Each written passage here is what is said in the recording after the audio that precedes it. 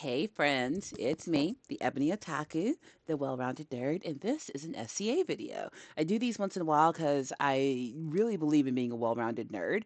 My major hobbies, I collect action figures. Um, that's obviously a massive hobby. I do tabletop wargaming. I'm a huge Warhammer nerd. It's so awful at this point.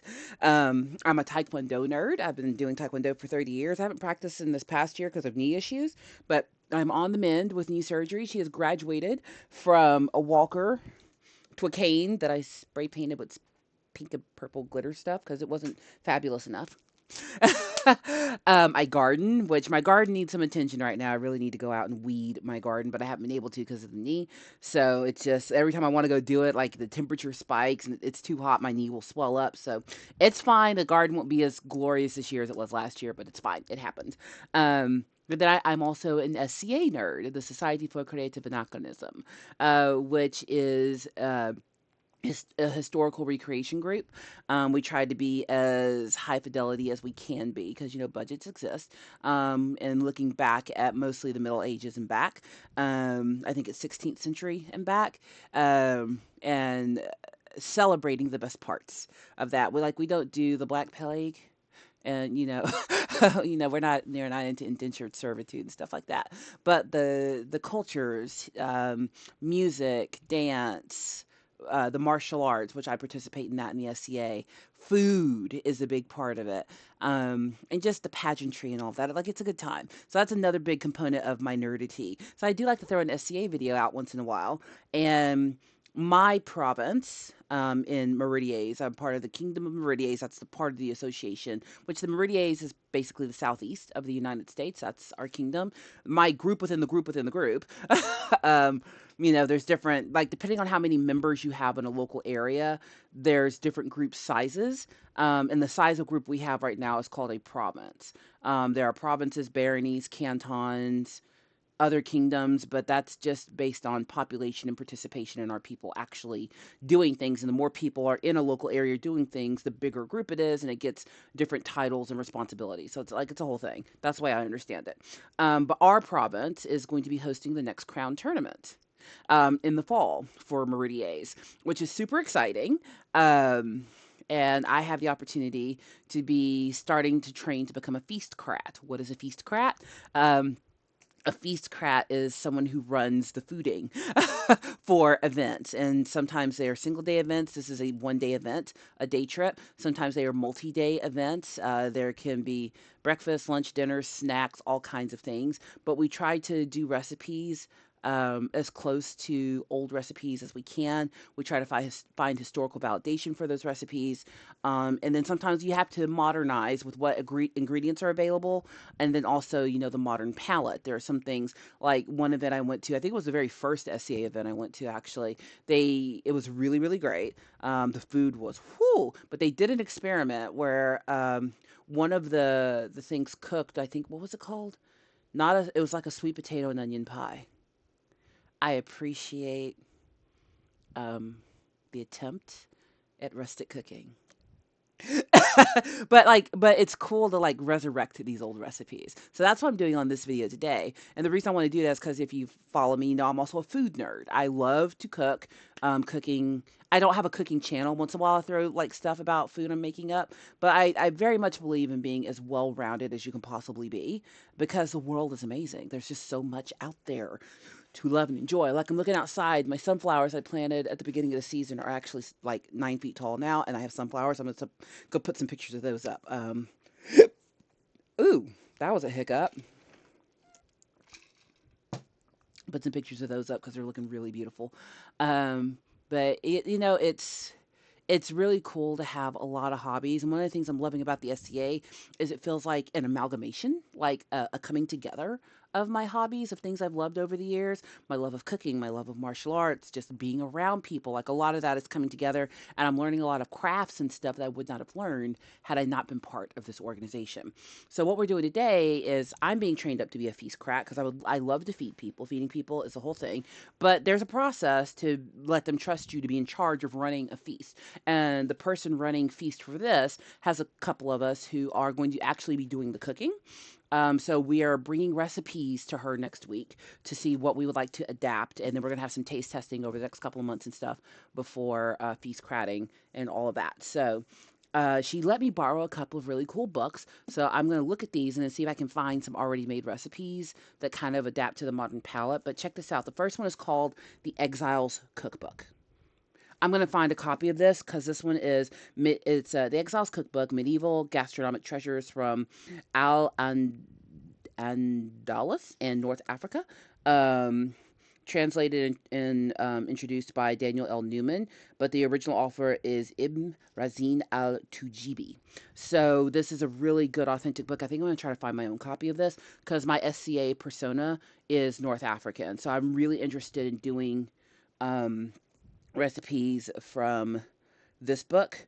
Um, and actually, let's start this off. I haven't done any kind of reading on the channel in a while.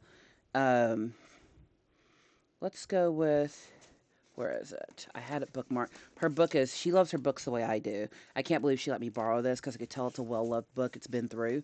So I really appreciate um, being able to be trusted with such a treasure. I mean, y'all have seen some of my Warhammer books. They are tore up.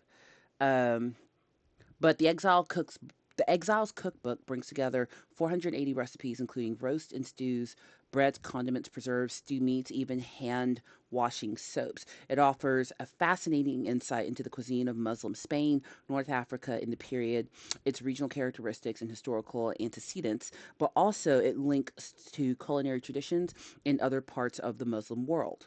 So, and they're calling this a very elegant translation because it's translated from Arabic, which is really, really cool. Like I am so just every thread in the tapestry called humanity is beautiful,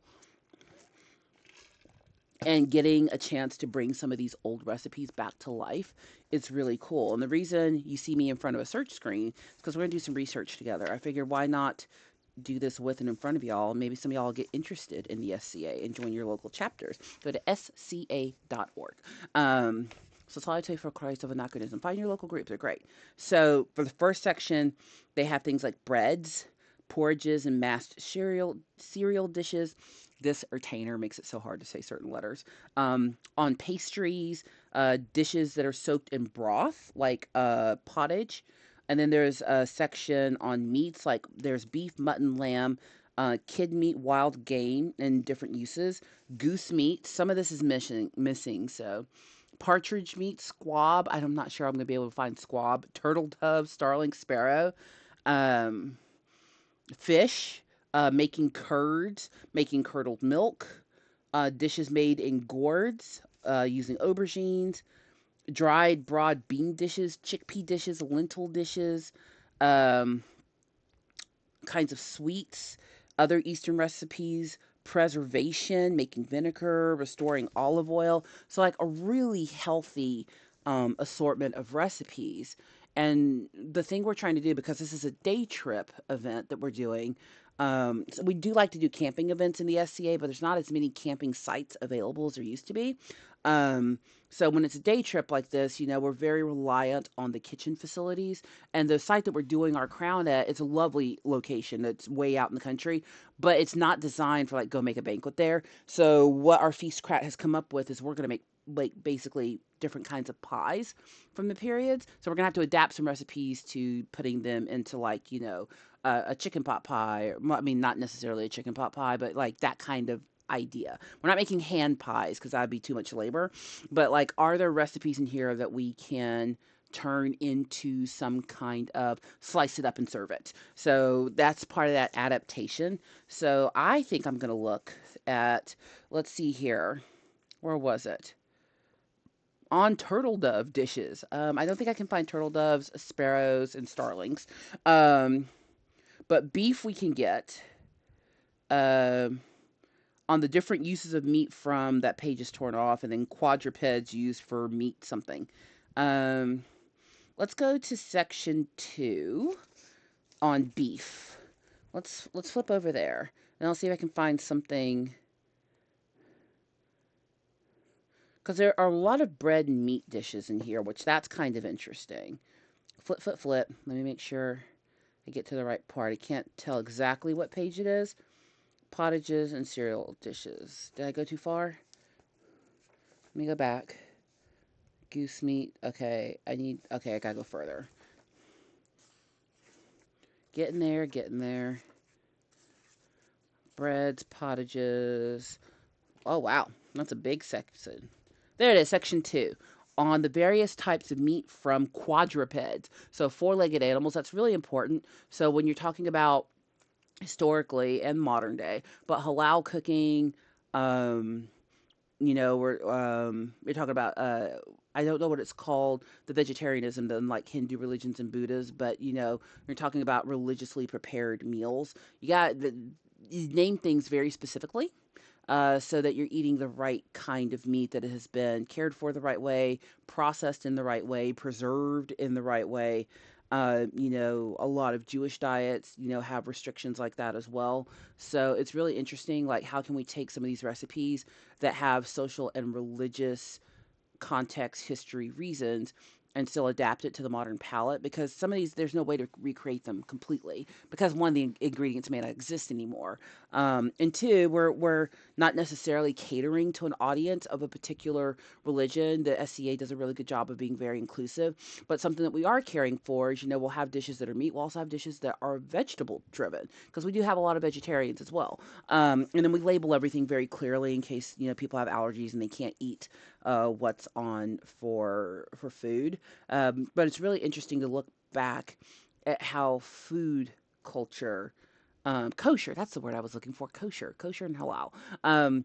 How food preparation has evolved over the years, because coming from a Judeo-Christian perspective, a lot of the food laws that existed in the Old Testament were very much around the ability to preserve and process. And that's why Christians do not, eschew things like pork, because we can preserve it better. Like, once upon a time in the cultures in the Old Testament part of history, you didn't eat seafood because the ability to make seafood not kill you was really low. We didn't have the technology. Now we live in a world where everyone has refrigerators.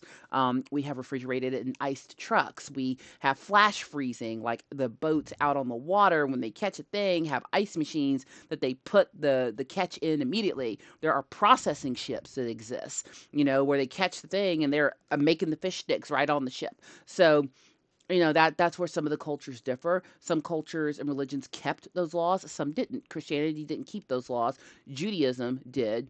Islam did. So yeah, but it's still interesting. Doesn't mean it can't be a good dish, y'all. You want to live your best life? Make friends with people with different cultures, because the food, y'all, the food. Mm, mm. I'm gonna learn about any culture to get in on your food. So that's how I am. So this first chapter of this section is all about meat from quadrupeds, and it starts with beef, which makes sense. Pork is not a thing in Islam or Judaism, and if we're talking North Africa and we're talking that Europe around that time, that is the Moorish culture. The Moors are the Muslims that left Africa and went into Europe. Um, so they brought their food with them, and they brought seasoning to Europe. Hey, I saw that World Cup stuff about food, okay? Welcome to Flavor Town. What can I say? It's great over here. We season our food. um, and it's because we have so much food culture here. We have so many people from different cultures, and they all brought their seasonings. It just, we cook in America. Look, there's a reason ain't none of us skinny. We eat, and I'm not sad about it. So this first dish here is something called jamali. I'm gonna make myself smaller on the screen, and we're gonna start Googling. So I'm gonna put me over here.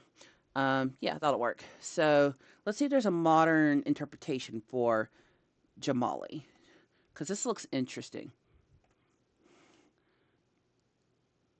Jamali. Maybe I should call it beef jamali, so it doesn't bring up something crazy. aha, beef jamali recipe. All right, so in here it says this is a choice cut of beef. Choice cut, huh? Choice. Thick steam, tripe, and other similar parts. Cut everything into medium-sized pieces and clean them. Pour sweet olive oil onto a new pot of meat with salt, pepper, coriander, cumin. A few cuts on top with chickpeas. Continually stir the pot with both hands. Blend the meat and spices with other ingredients until it releases its juices. The meat begins to turn white. Pour just a little water on from a hot pot. Stir the pot even more. You take the meat off, and then you add salt, pepper, ginger, cinnamon, spikenard. Don't know what that is, so I'll have to look this up. Cloves and 1 egg white. Knead until pounded.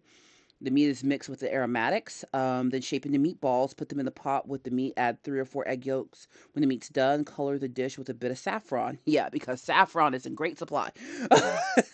Well, different time.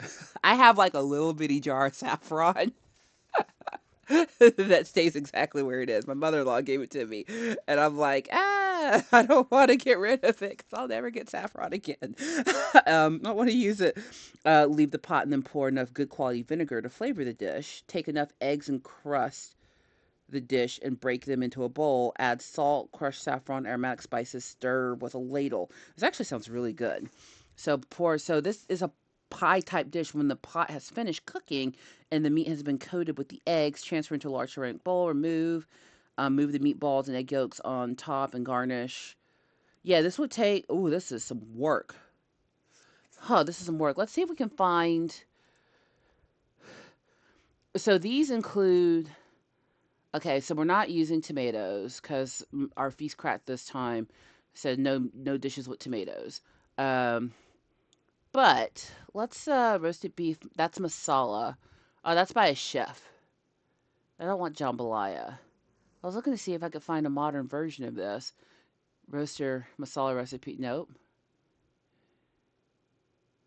I don't want Chef Jamali.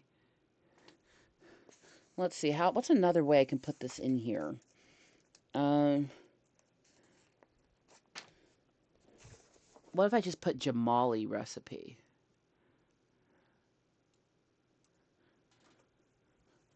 Old medieval. I can't spell medieval. I always forget that I.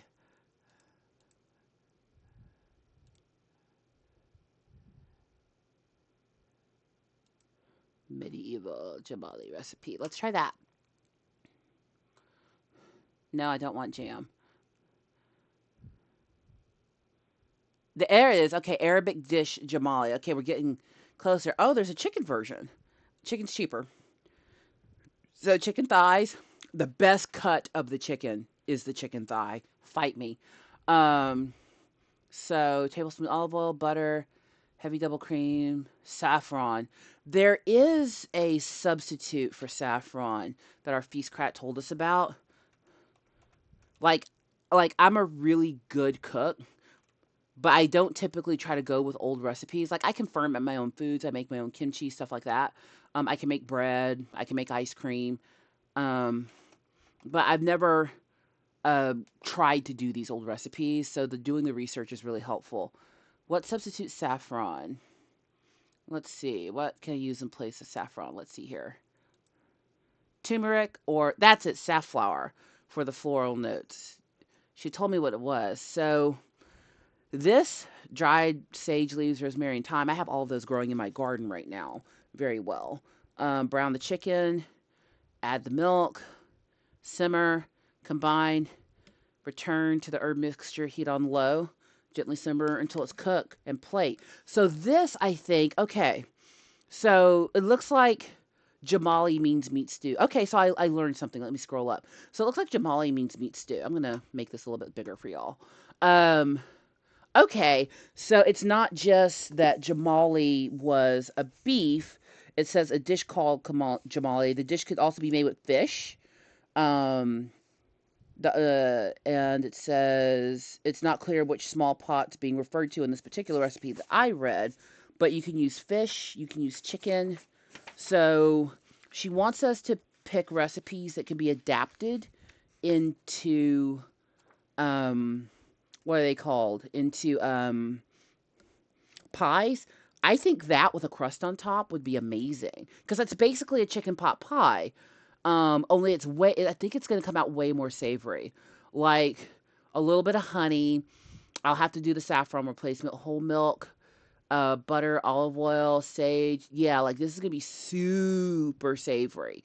And chicken thighs are very inexpensive, and I can make a crust to go on top of that. So I can look up a crust recipe in here. Okay, okay, okay. Jamali is gonna be one. You know what I'm gonna do? Let's do this. I'm gonna make a Google note.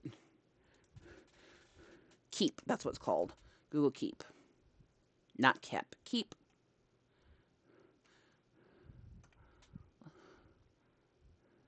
Keep. Yay, Google Keep.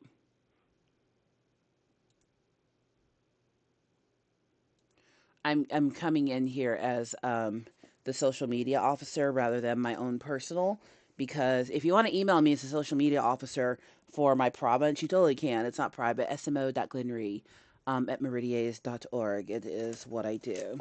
You think I'd have the password for my email memorized? I don't. Um, there it is. All right. Don't show password.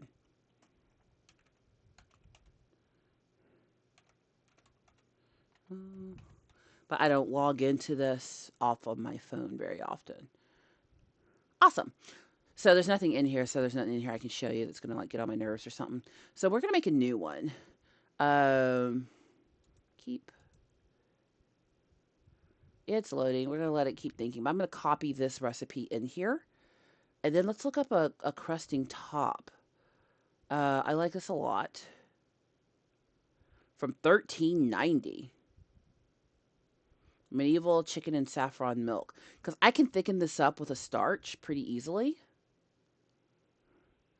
Yeah. Control C. We're going to copy that. Why is this still loading? Okay, well, that is still loading. I'm going to open a new tab. Let's look at a crusting top. So I'm going to bookmark this. Let me just grab a sticky note.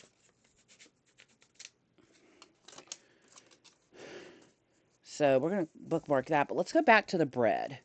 So where's the bread? So if I can find a nice crust to put over it, and then I will need to thicken this. And the easiest way to thicken is like potato starch. Um, Cornstarch thickens well too, but I don't know if cornstarch is an old. That starch has been around for a while. Porridges on breads, dishes that are soaked in broth. Let's go to page 119. Is that 119? Yeah. Let's go there. Let's go look at dishes soaked in broth. Ring-shaped biscuits, rice mash. Another recipe, gazelle ankles. Interesting. Stuffed ears, stuffed cannoli, a kind of pastry, loaf cake, stuffed loaves. Let's see here. Knefe. I'm not making knefe. Knefe is so good though. I wish I was. This is just taking forever. There we go. Take a note. We're going to title it. 2026 Crown Recipes. She can't spell. Actually, she can't. She can spell. She can't type. So here's one. I'm going to put that in here. And then I'll draw a line to separate. So that's one. So let's look. I'm looking for my crusting top. I wonder if there's. Ooh. Ooh. Is my desktop audio on? Let's look at this person's recipe real quick. This series is all about easy medieval food. Easy Thank to you. cook and delicious to eat. I don't know who this guy is, but go sub him up. What's his name? Monk's Modern Medieval Cuisine. It's medieval food for today and every day, so you can impress without trying too hard.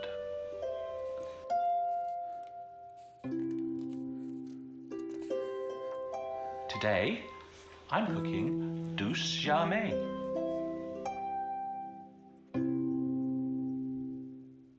First, you need to season some chicken thighs.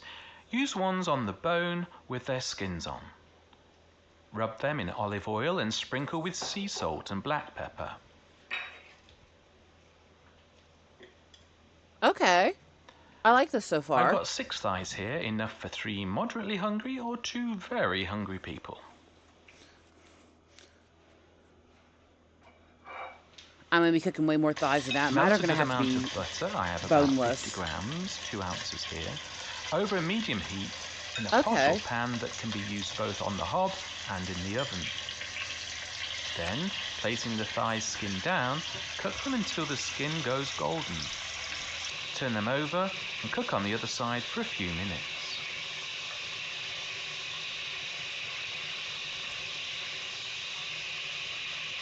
Ideally, you leave the butter until it begins to brown. This adds to the flavour. Then take out your thighs and drain off the butter. Okay. I can do this.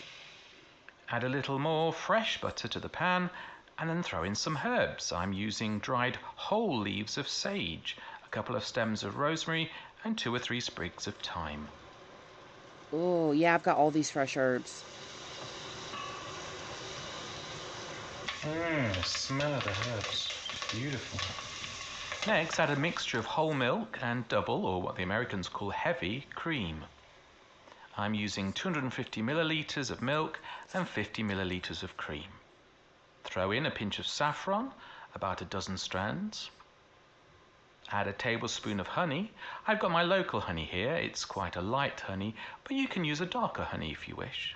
Give your liquid a good stir, then add your thighs back to the pan, skin side up. Ooh. This looks delicious.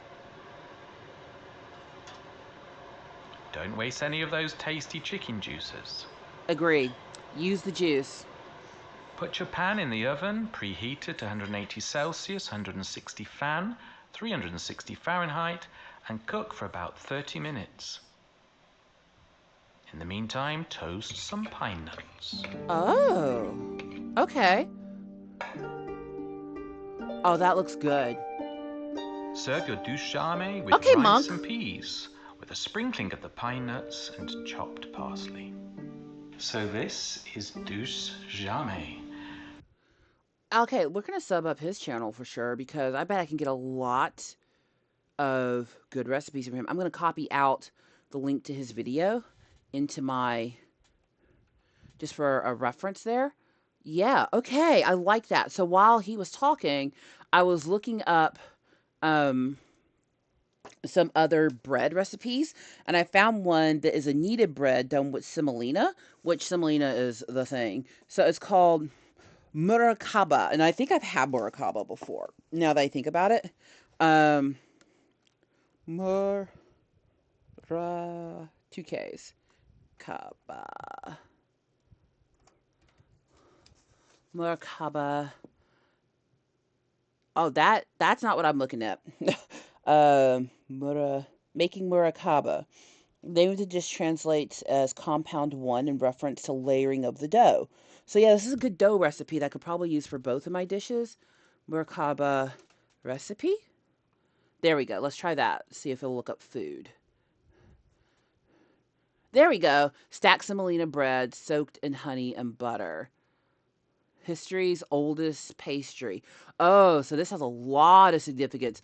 I can totally I could totally turn this into um we can zhuzh this into a pie recipe. Let's see if we can find a video. First of all, let's grab the dough recipe.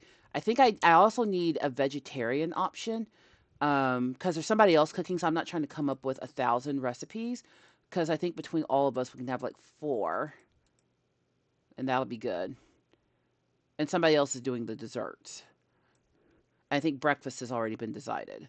So we're gonna do the Murakaba. See, so because that can lay on top really nice. Let's show these. Oh, okay. So mutabak or mutabak, murtabak, Saudi street style partha, layered galettes. I think this is closer to what I want with the layers because then it'll be more pie-like. Let's check this out. Ooh, yeah. So 13th century recipe. Who's this? This is Eat Like a Sultan, bringing medieval cooking to life. Oh, I need this. So this is layered bread with honey. Um, oh, that might make a good dessert actually. We're going to just save this as a dessert. Um,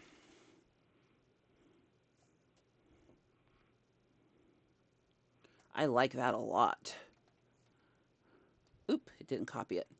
Let me go back. Refresh. Eatlikeasultan.com. I meant to hit Control C and I think I hit Control V.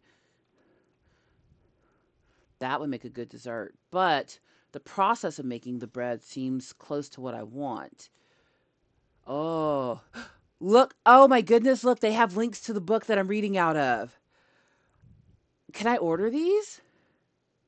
I'm gonna have to order these books. That is so great. It's the book I'm reading. Are these the people that wrote this book? Oh, cool. Dishes, ingredients to cook, cookery books, eating out. Oh, this is cool.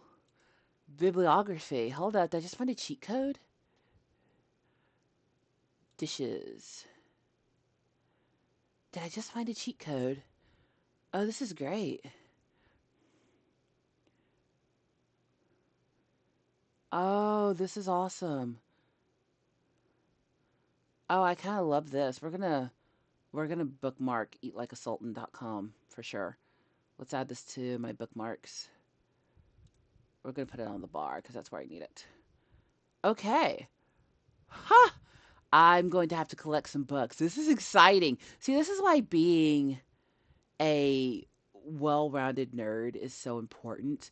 All of this cool stuff we get introduced to that I never would have considered having part of my life until I got into the SCA. Um, it is so amazing. Look at all these little fried breads. Mmm. A fried pudding dessert? That might be easy to make. I like that. Fidashaw pudding. Fidawa? Fidawish. I'm going to have to work on pronouncing Arabic words. I keep telling myself I'm going to work on learning Arabic. I've learned Spanish pretty well. Um, then this is cause of work and my travels. They're just languages I've had to learn how to stumble in so that I don't look like an idiot. I took French for 8 years in high school and college. My French is okay, but I have no one to speak French with. Same, and that's why Spanish was easy for me to pick up. The Italian, the Latin root languages. If you learn one, you can learn them all. Um, Japanese has been just a fun hobby for me. Um, because the way that because I was an English major, remember, so language is like a big deal to me. But the way that they construct their sentences, I found very fascinating. Um, and the calligraphy is gorgeous too. Like Asian calligraphy is very different. Um, as you can see in the Arabic writing here, like it's just Middle Eastern, which is still part of the East. Eastern writing and language construction are completely different to Western language construction. It interests me. Um, this is cool. But I've always told myself I'm going to work on Arabic, and I feel like I have the motivation now. Like there's some cool little desserts here. Flatbreads. Flatbreads are ubiquitous. Oh, that looks delicious. Chicken on lentils? Heck yeah. I don't even need anybody telling me what that is. um, okay. So I think I found a recipe I can adapt into a crust. And my feast crap will probably have some input on that. Chickpea pancakes. Okay. My knight, that I am a woman at arms for, working up to being a squire, is vegetarian. So I'm really wanting to find some good vegetarian dishes. This is some good bread. I'm having a household dinner at my house on Sunday. So, well, when I'm recording this Sunday after I'm having. So there's some good vegetarian recipes here, and I think I might try some of these out on them. Semolina egg bread. Ooh, yeah, that'd be a good one. Um, okay. I've got to get my own copies of these books. I think I'll be ordering these. Yeah. Oh, and these stuffed pies. Yeah, a stuffed pie is always good. Well, that was a happy surprise. Um, so Let's see. So that's a pancake. Is there a, let me try this. Is there a meat, medieval meat pie crust, Arab origin? Let's see if let's check that out. Medieval meat pies and their crust were heavily influenced by Arab and okay, so the meat pie crust is Arab. Okay, y'all. See, this is why homework can be fun. So, okay, check this out. Lebanese meat pies. That might do it because you can turn a little crust into a big crust. Let's check it out. I have somewhere to be PetSmart in a little Charities and bit. Hill Science Diet invite you Oh, to join us for National Adoption Week. PetSmart. mute. We're skipping the ad. Okay.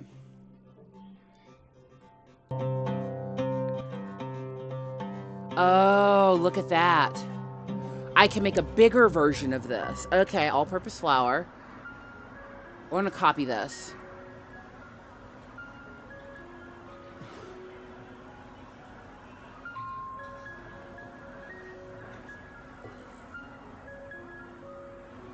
Let's skip ahead because I got somewhere to be. Grease the pan dough. Still old recipes.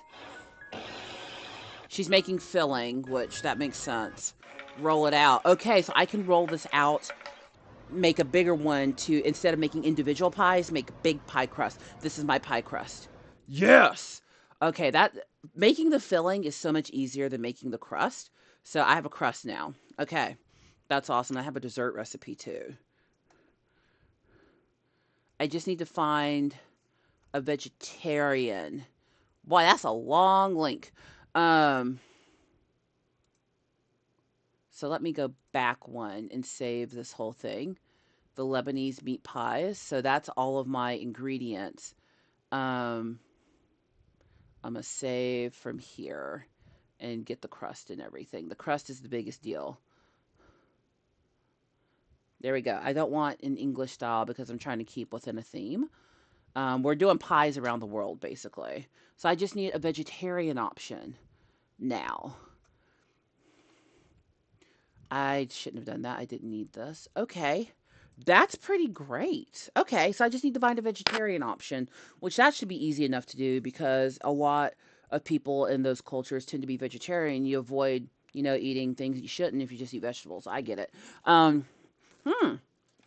This was really interesting. I don't know if you found it interesting, but I sure did. That's food is like one of those things that just brings us all together. Yeah, I think it's so important that we share food culture. And that's one of the things I love about the SCA is we're sharing clothing culture, food culture, music culture, dance culture, religious culture, just so many things that have made humans what they are today, and celebrating them and teaching one another about them and actively trying to learn about these things. It makes us better humans. So this was just me showing you some of the stuff I'm doing. You're welcome to come to Crown List if you like to. It's fun to watch all the fighting. I'll put up a video about it. But until then, I got somewhere to be. I have to go to physical therapy. But until then, please like, comment, and subscribe, and I'll see you in the next one.